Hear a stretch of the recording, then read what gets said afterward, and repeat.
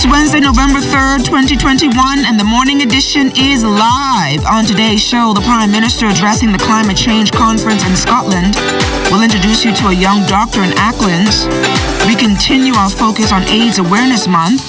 And local government employees recognized in Grand Bahama. So let's start the morning off right.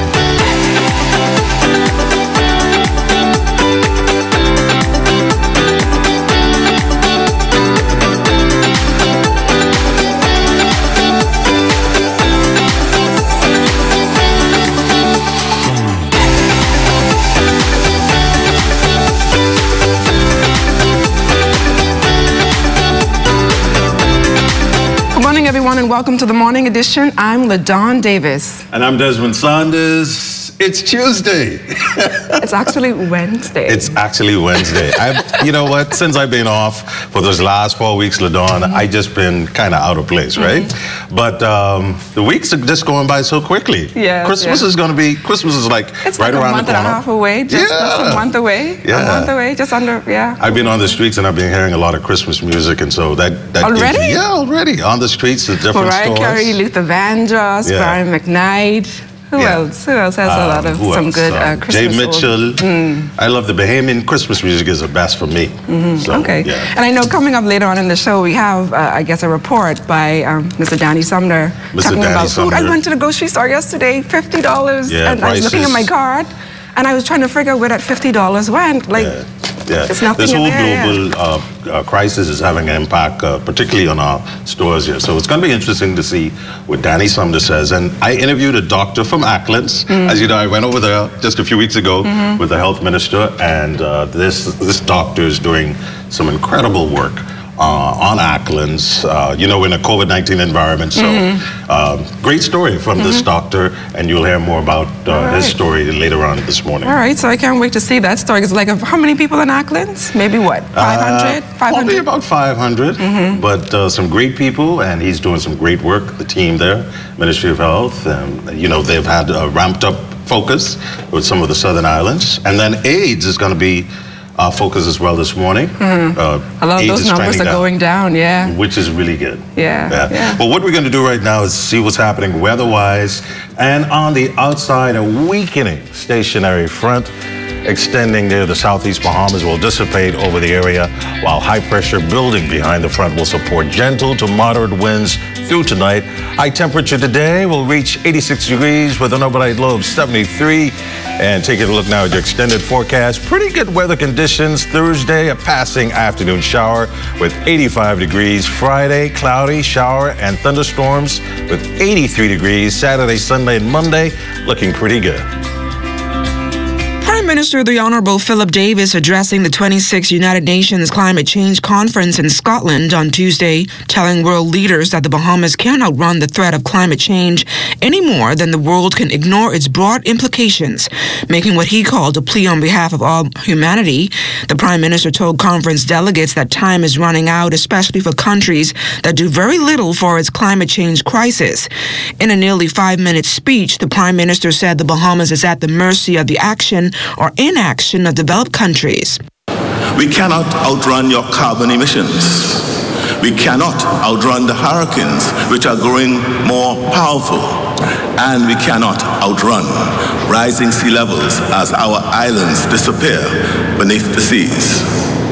Hurricane Dorian, that monster Category 5 hurricane, which devastated 2 of our main islands, feels like it descended upon us just yesterday. We still don't know exactly how many died, and some people still tremble at the first drop of rain. But every day, our yesterday is already becoming your todays, and fast becoming all of our tomorrows. Ahead of his climate change address, Prime Minister Davis paid a courtesy call on the Secretary-General of the Commonwealth, the Right Honourable Patricia Scotland QC. The Commonwealth comprises of 54 independent and equal sovereign states.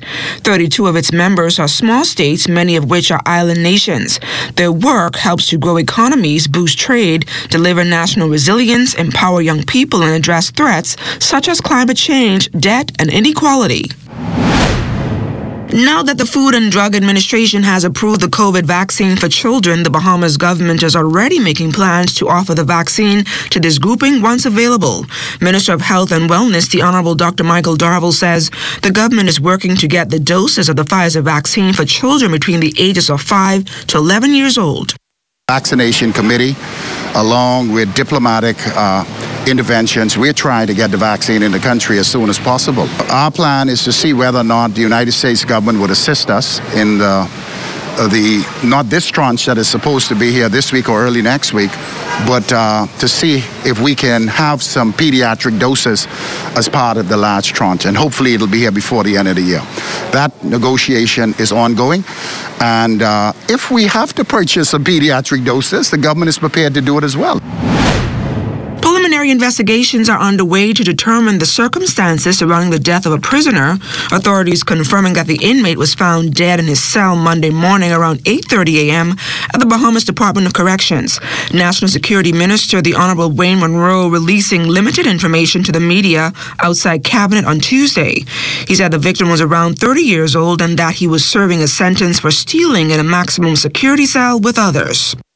I was advised by the acting commissioner, Claire, that the doctor had reported to him that there was an inmate who was found unresponsive in his cell. The doctor checked him.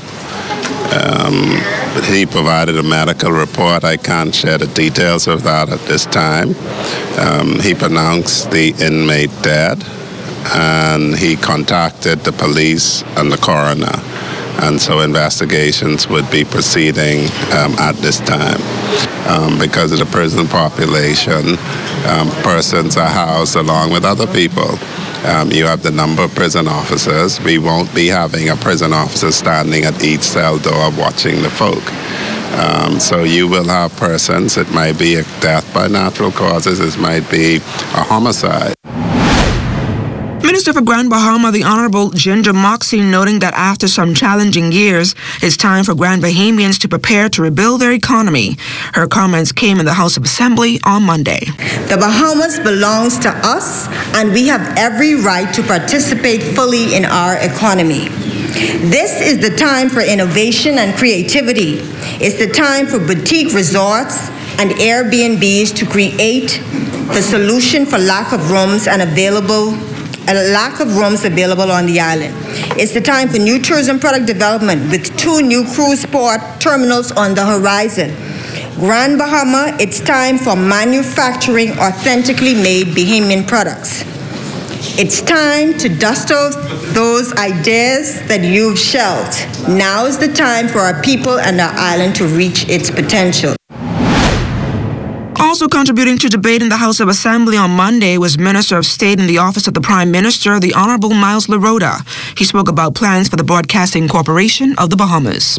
The Cabinet has decided on the new Executive Chairman and Board of Directors of BCB. The individuals will be gazetted shortly.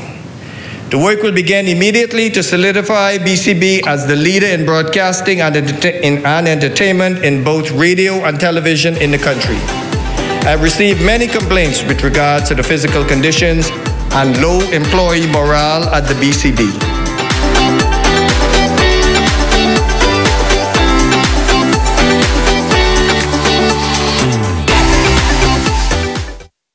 Everything is changing, and your favorite hardware and home improvement store is getting with the program. We Buy You Sell is rolling out its new online shopping feature. If you go to our website, wbusbahamas.com, it's a quick and easy 3-step process. Step 1, browse the gallery and select your item. Step 2, add to cart. And Step 3, check out. Go to our website, wbusbahamas.com, to shop with us today. During this pandemic, it is our duty to ensure that all citizens, residents, and visitors are adhering to the COVID-19 safety protocols. Not wearing a face mask is an offense and is liable on summary conviction to a fine of $200 or a term of 1 month imprisonment or both fine and imprisonment. I am Ambassador Jasmine Scott of the COVID-19 Enforcement Unit. Save a life that may be your own. This message brought to you by the Ministry of National Security in conjunction with the Broadcasting Corporation of the Bahamas.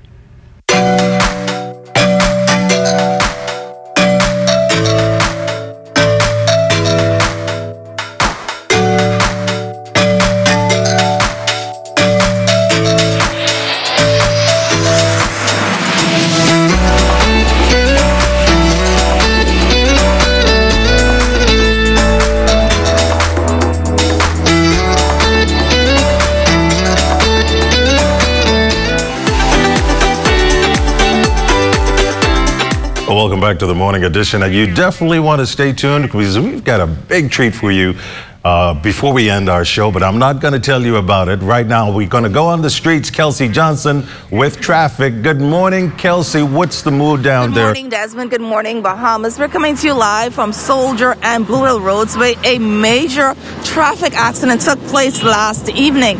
Now, joining me live to tell us all about the traffic accident is Corporal Patrick Kemp, who will give us an update. Good morning, Patrick Kemp. Good morning, Ms. Johnson, and good morning, Bahamas. And you're absolutely correct. Here at the intersection of Blue Hill and Soldier Road, where you can see it's very busy already for the morning. However, on last evening, we did have an accident that would have occurred in this area. A male would have received some injuries while heading in the northern direction when he lost control, colliding with this median, and an overturned vehicle happened.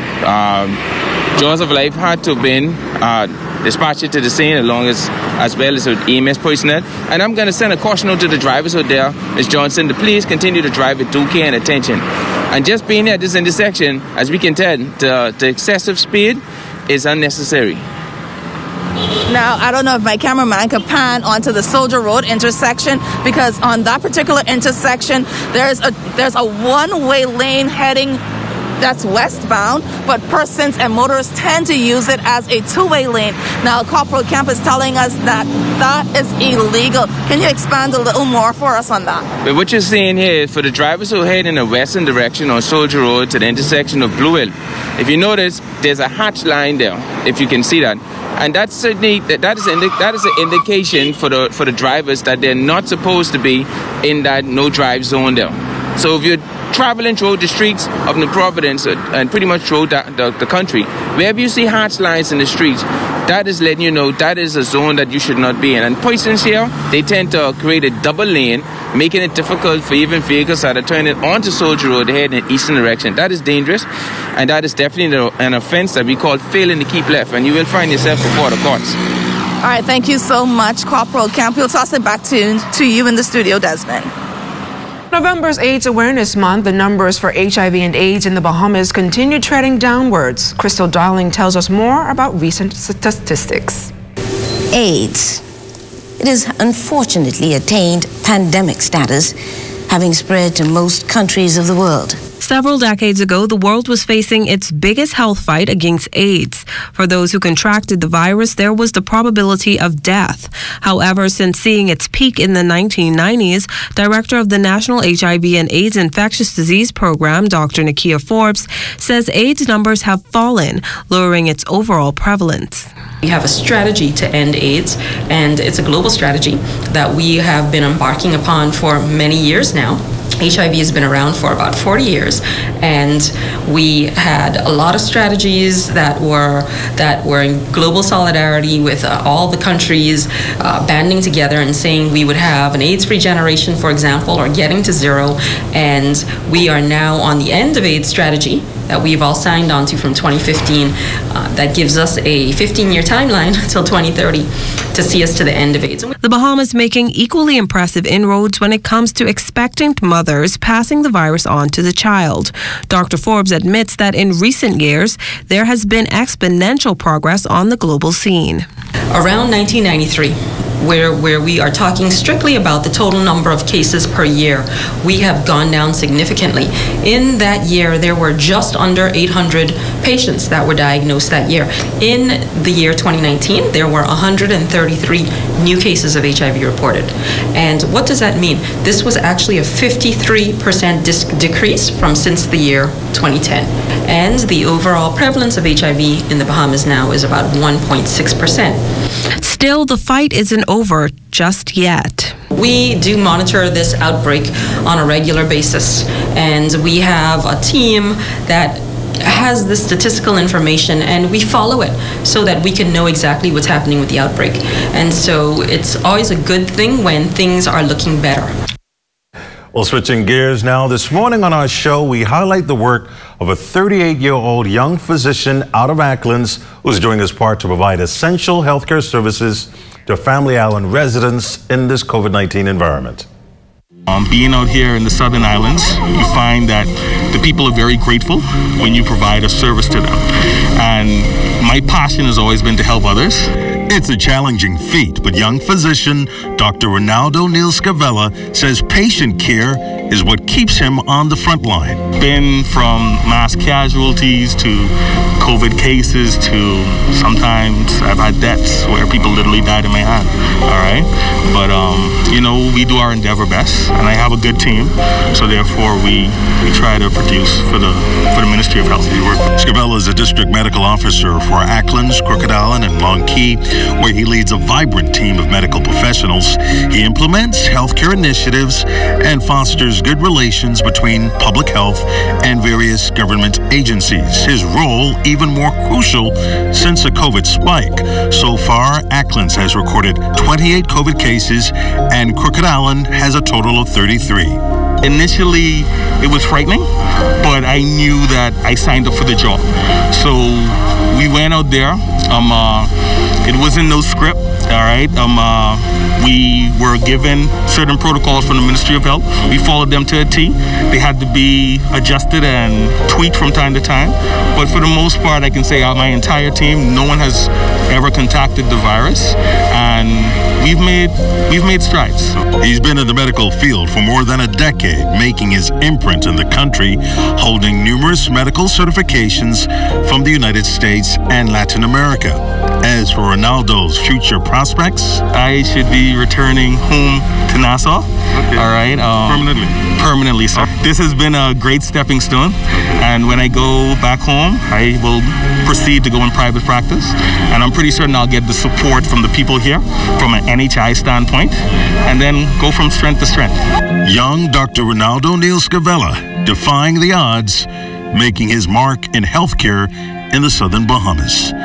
Well, local government in East Grand Bahama is celebrating the contribution of outstanding employees who have helped to grow the system in that district. A special luncheon was recently held in their honor. Jay Philippe was there.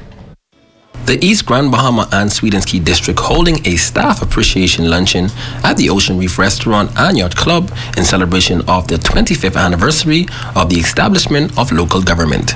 8 members of staff from East Grand Bahama and Sweetens Key received high praises from Christian Palacios, administrator of East Grand Bahama, for their respective roles within local government. Local government practitioners come and go, but the staff remains.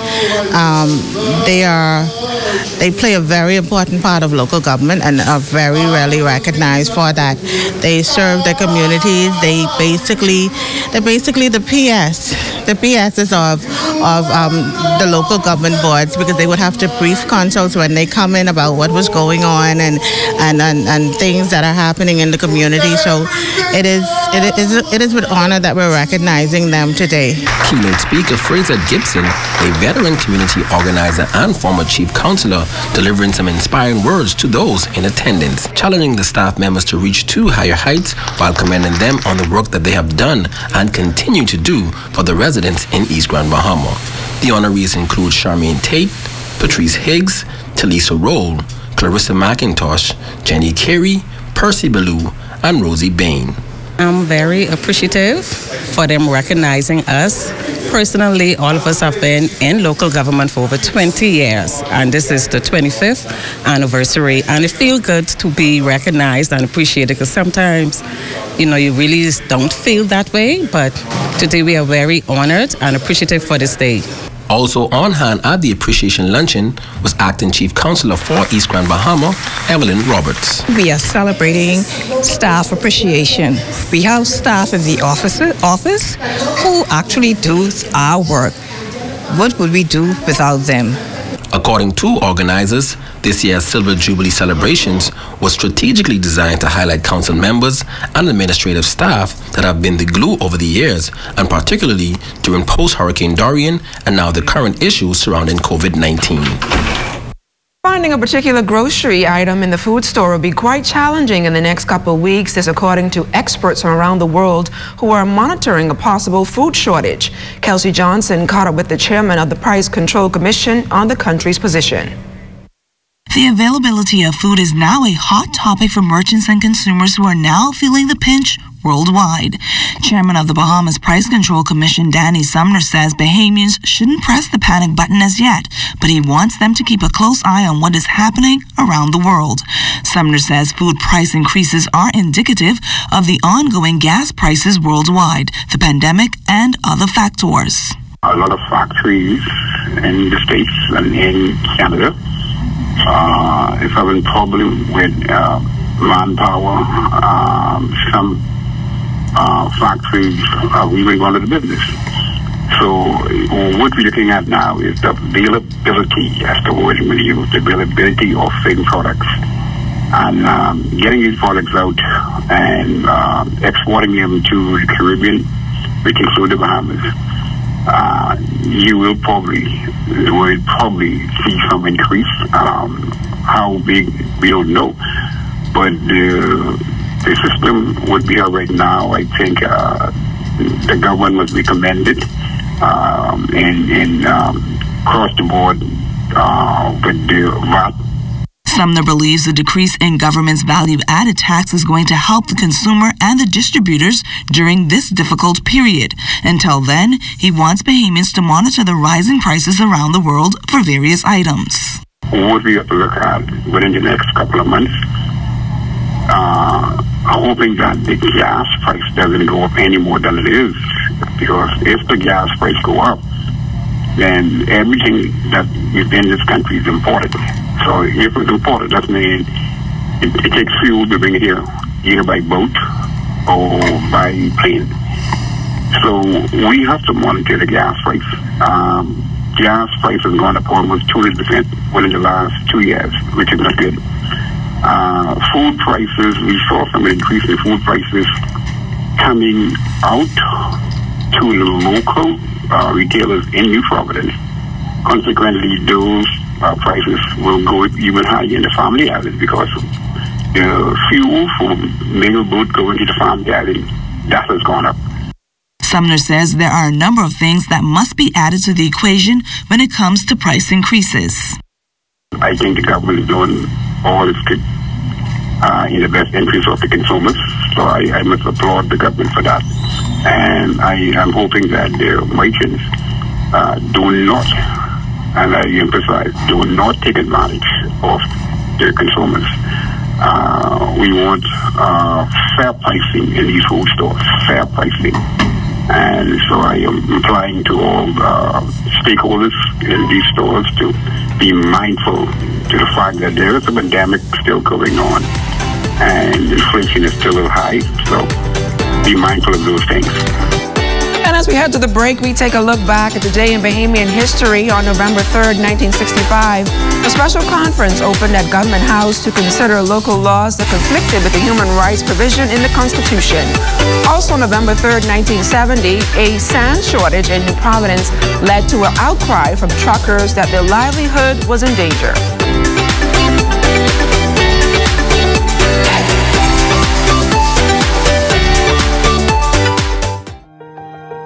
Hi, I'm Dr. Wanda Rogers. Hi, I'm Dr. Manish Sharma. Hi, I'm Dr. Valencia Johnson, Director of Ambulatory Services at Doctors Hospital.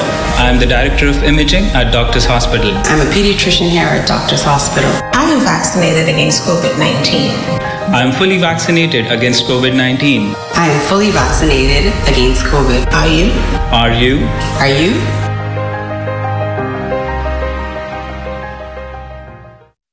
It is important that you follow these 4 R's when taking your medications. Right drug.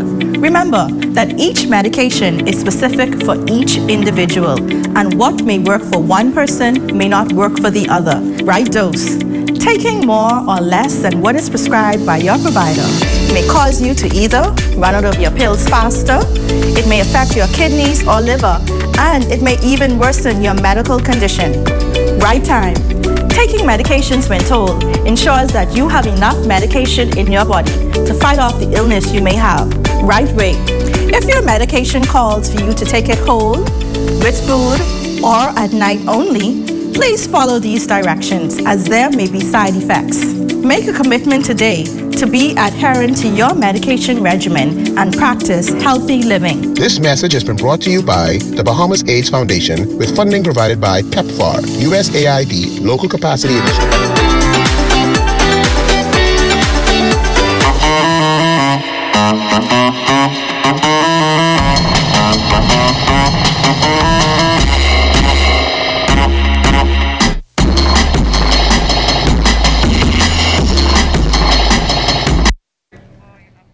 Well, it's time for one of our favorite segments, the cooking segment, and we're joined by the owner of Mojo's Cookie, Mac-Shanier DeVoe. Mac-Shanier, welcome to the Morning Edition. Thank you, thank you. So tell us a little bit about Mojo's. Okay, it's actually Mac Jo's. Mac Jo's? Okay, that's what Mac Jo's. It's Mac Jo's. So I first started in about 2015. When I first started, I just did cookies.